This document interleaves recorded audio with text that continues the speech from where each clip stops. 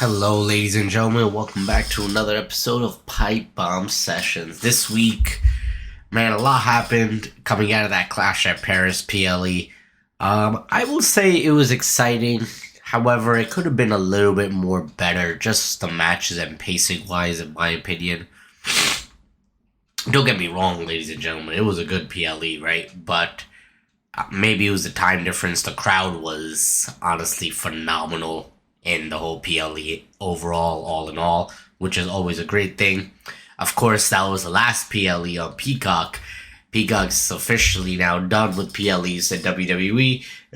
Next PLE in September this month will be WrestlePalooza, which is coming to ESPN, the first ever ESPN PLE for WWE. We are very much looking forward to it.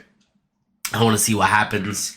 Not really sure how that whole price hike difference is going to affect people going forward. However, let's sit back and let's see how it really does go down, right? Now, let's get to it, ladies and gentlemen. One thing I would like to touch base on that didn't happen at Clash of Paris, but the Friday go-home show on Clash of Paris, we got a new number one contender for Tiffy time. Tiffany will be facing... Seems like Jade Cargill one-on-one again. Maybe they're just going to run it back. Possibly, maybe... I can't believe I'm saying this, but we possibly get Nia Jax getting involved again. It just feels like SmackDown really just needs a boost in their women's division. And let's get this soon, please, because I rather not see Tiffany Stratton's, title reign just become a circle of the same woman for months, same two women for months. It just feels like they're getting a little stale and they don't have a lot of competitors over there right now. Seems like they need a new challenger for Tiffany. And let's see. Let's see what happens going forward, right? Hopefully, if Jade is going to be the number one contender, I'm not sure if she'll still take it. I feel like if she was going to take it, she would take it the first time. Again, maybe Jade would have went into the situation where, hey, who does she have to face? Possibly that's why Tiffany's still holding on to it. I think Tiffany's a good champ. I like her as a character as well as a wrestler as well. I don't think she does bad, but I do think we need a little bit of improvements going here, TBH. A match that I did not know about being added at Clash of Paris was the SmackDown Tag Team titles. For that, you got the Street Profits winning against Mellow Miz, becoming number one contenders and face the Y6 at Clash. Of course, the Y6 did retain their titles at Clash, but I will say the Profits put up a phenomenal matchup, man. Like, I had someone watching me who's kind of new to the SmackDown side of things when it comes to WWE. They don't follow as much, so when I was showing them out about these tag teams, they were like, whoa, yo, these two guys know what they're doing, and the other guys, well, they're just dressed up for Halloween at the moment. That's all I had to tell them. Now, we did crown a new champ on SmackDown, though, which I wish this was on the PLE. I don't know why not just let them celebrate on the PLE having in 2 days from SmackDown anyways, but hey, whatever. If WWE wanted to go that route, that's the route they went. And Solo Sikoa has officially lost his U.S. title, and Sami Zayn has become the new United States champion. Yes, ladies and gentlemen, Sami Zayn is the U.S. champ after moving to SmackDown, which I feel like he got delegated or relegated to hey, yeah, we can't put you in the world title picture right now, so we'll give you the U.S. title as a consolation prize. Okay. It's kind of weird to me to be happening, but okay. Once again, odd to me, right? But whatever. And then, now, speaking of Clash of Paris, a lot of things went down, right? One of the first things, obviously, I mentioned was the Street Profits and the tag team title matchup with the Profits obviously ended up losing and the Wyatts retained. Another person who retained their title was Becky Lynch against Nikki Bella, women's IC title. Becky Lynch, let me tell you, pulled off a great first set of moves and surprises in the sense that, hey, having that nice, just hook up and then pin type of thing on Nikki for the 1-2-3. Of course, that's not the only surprise that we saw coming from Becky Lynch on this evening that, hey, not a lot of us, including myself, saw coming, because I didn't think that she was going to show up again. But, of course, she showed up to the main event of the Fatal 4-Way, Jey Uso, CM Punk, LA Knight, and the champ, Seth Rollins. Punk was closing in on the victory. He was going for, it seems like it's becoming more and more patented bounce back GTS, where, he's delivering the first one, and then he's getting the second one off after the opponent bounces off the ropes. And as he's setting Rollins up, about to give him the GTS, someone comes through the crowd, of course, wearing all black, of course, right? Like, it's WWE's mantra at this point. Dressed up like a ninja, comes in, low blows Punk, reveals herself as Becky Lynch, the man. Now, will I say I saw Becky Lynch coming? Nah, for sure not. However, is it really as surprising the more I think about it? Not really. It is Seth Rollins' wife. She's also a title holder. Of course, you try to keep it to the story and be like, hey, I got more members. And it makes sense that, hey, why wouldn't you get a woman who's not only defending her title, but kind of keeping her title afloat and on top right now in Becky Lynch? Recruit her. You see Rollins and her kind of leave celebrating as CM Punk's leaving. Cameras kind of go off. You're watching things like that. You see Punk, point out the AJ Lee sign in the crowd, just saying. I'm not sure if that was a plant or not, but hey. See, this brings me to my major topic of the day. Do I see AJ Lee returning?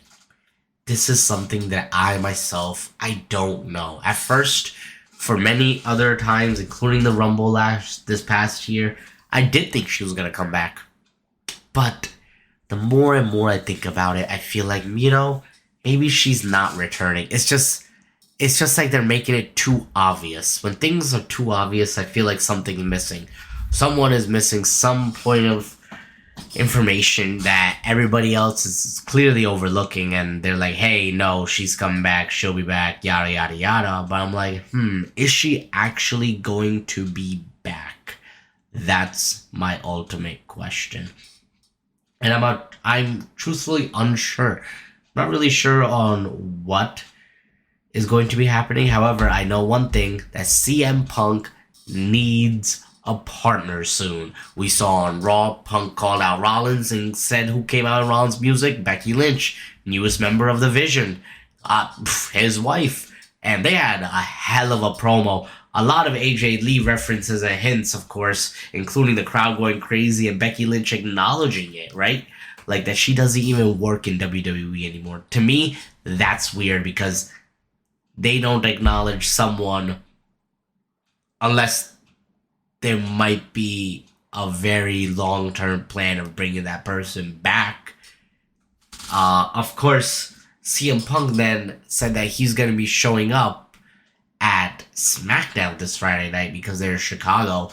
I don't really understand the point of that unless he's recruiting someone. Again, he could be going to SmackDown to grab someone to help him out with the whole Vision situation with Rollins and Becky Lynch. Of course, this rivalry's been going on for a very long time. In my opinion, it's going to be one of those rivalries that's going to keep going on for a very long time. Just two guys who don't like each other like that.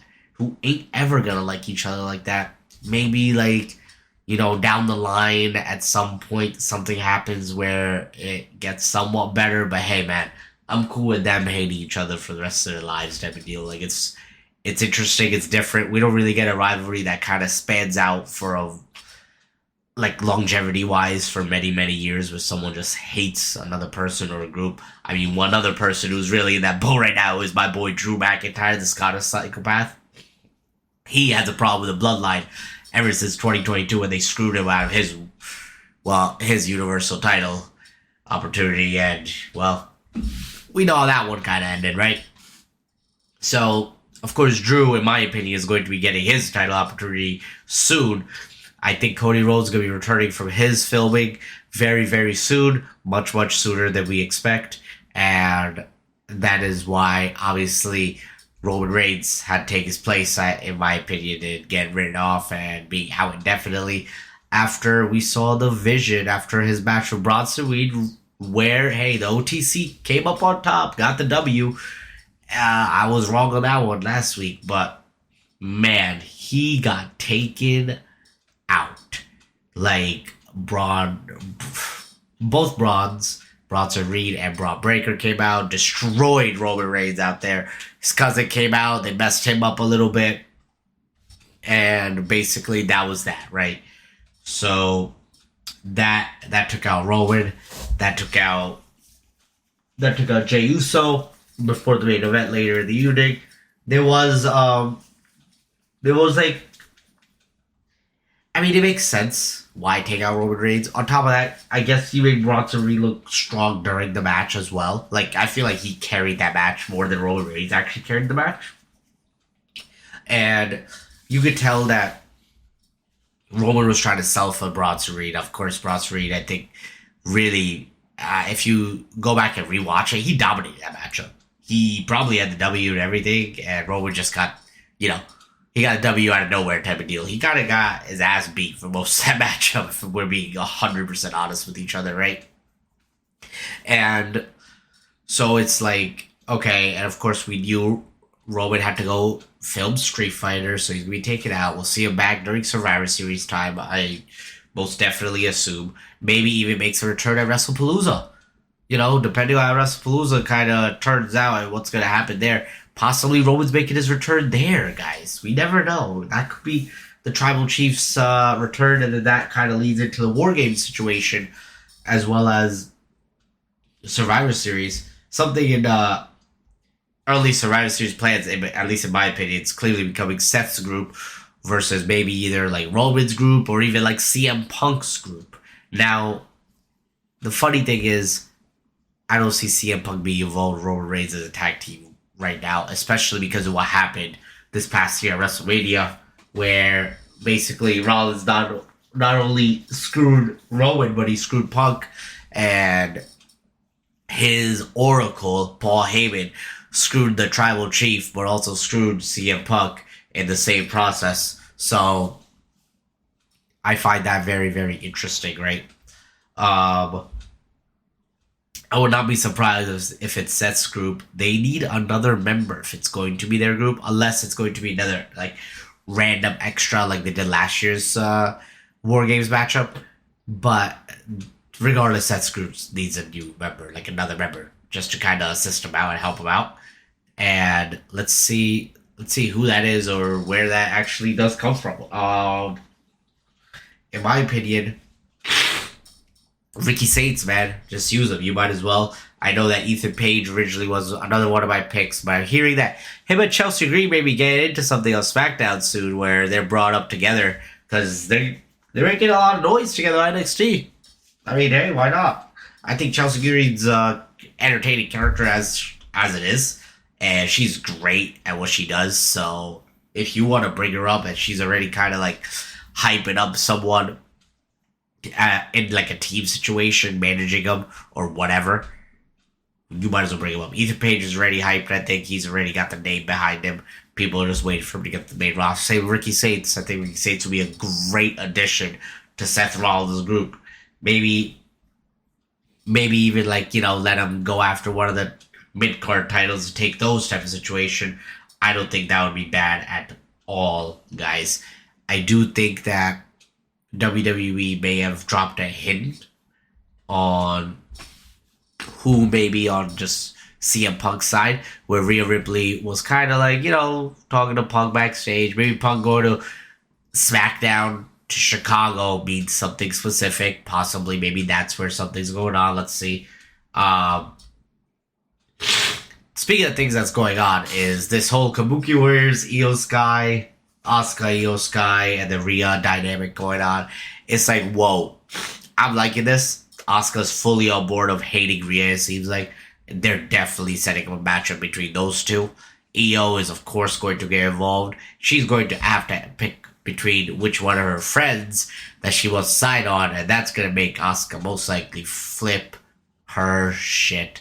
Of course, we saw that she's calling Kairi Sane by just Kairi and screaming across the freaking backstage area, it seems like, just to get her attention. It's like, okay, I'm sure WWE's going to capitalize on that and get some merch out, I'm sure, very, very soon.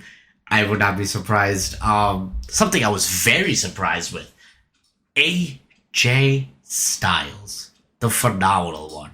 He had his rematch for the IC title against Dirty Dom, and I didn't think so, but wow.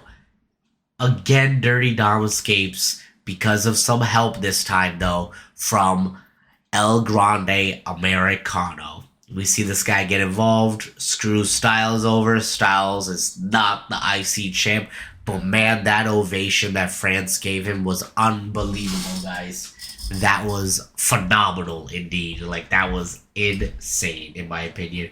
Sucks that Styles didn't win the championship. I was almost positive he was gonna. Then he was gonna go face Cena at some point. Of course, Cena said after Clash of Paris that, you know, he was dedicating some moves in the matchup against Logan Paul. Some of the moves he took from some of his greatest opponents, because those guys may not be on the ballot to actually face Cena on his farewell tour. Yep, that sucks, doesn't it? I believe that was an L that I didn't feel like hearing from Cena. But hey, at least he took the W.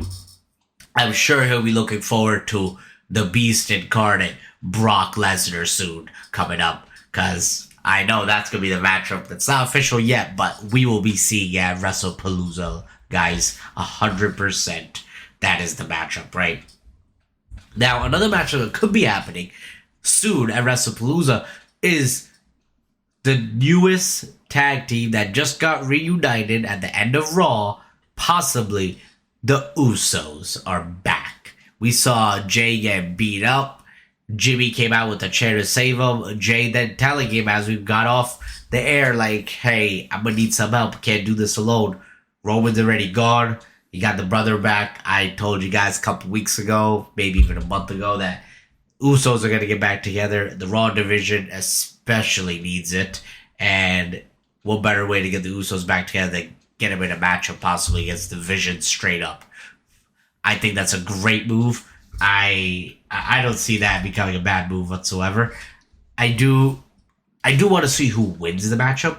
I think that's very important, because I don't know if they really have them lose, but do you really have the Usos lose on their return match? Could happen, extend the feud type of situation, things like that, right? But it seems like right now, or at least hopefully as soon as this upcoming Raw, we see the Usos back. Usos are going to be back, and they're going to be, hopefully, they're going to be introducing the Uso Penitentiary to both Bronson Reed and Braun Breaker. Man, can't wait for it. Let's see what happens. Once again, ladies and gentlemen, I appreciate you guys tuning in. As usual, thank you so much. Last week, of course, we had our 25th episode. Thanks again. I appreciate all you guys who've tuned in so far, gave me the likes and subscribes, and of course, you guys don't forget, as usual, to like and subscribe once more, guys.